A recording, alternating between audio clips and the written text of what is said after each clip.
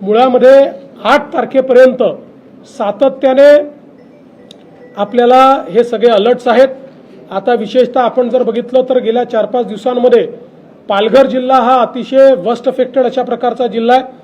वसई विरारचा भाग असेल, पालघर शहराचा भाग असेल, याच्यामध्ये खूप मोठ्या प्रमाणात पाणी जंपण्याच्या घटना या ठिकाणी झालेल्या आपल्याला पाहायला मिळत आहेत। त्या ठिकाणचे रस्ते बंद आहेत।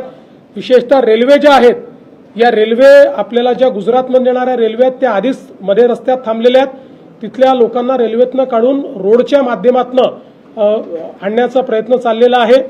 जो अहमदाबाद मुंबई नवीन त्या ठिकाणी हायवे आहे, त्या ठिकाणी काही भागांमध्ये मोठ्या प्रमाणात काम चालू असल्यामुळे पाणी साठलेलं आपल्याला पाहायला मिळतंय आणि तिथे रस्ता बंद झालेला आहे। तोही रस्ता रिकामा करण्याचं काम हे चाललेलं आहे। रायगडमध्ये खूप मोठ्या प्रमाणात पाऊस आहे। रायगडचा सगळा आपल्या पश्चिमी घाटाच्या भागामध्ये मोठ्या प्रमाणात पाऊस आहे। आपल्याला कल्पना आहे की कालही महाबळेश्वरचा भाग असेल, लोणावळ्याचा सगळा भाग असेल, या भागामध्ये प्रचंड मोठा पाऊस म्हणजे ॲव्हरेजपेक्षा कितीतरी पट जास्त पाऊस हा आपल्याला झालेला पाहायला मिळाला।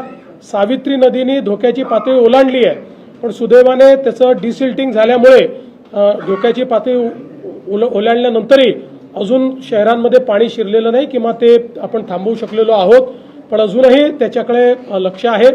काही नद्यांनी जवळपास 4 ज्या महत्त्वाच्या नद्या आहेत त्या 4 नद्यांनी धोक्याची पातळी ओलांडली आहे। त्यामुळे त्यातनं ज्या काही अडचणी आहेत त्या दूर करण्याच्या दृष्टीने मोठ्या प्रमाणात त्याच्याकडे लक्ष देणं हे चाललेलं आहे।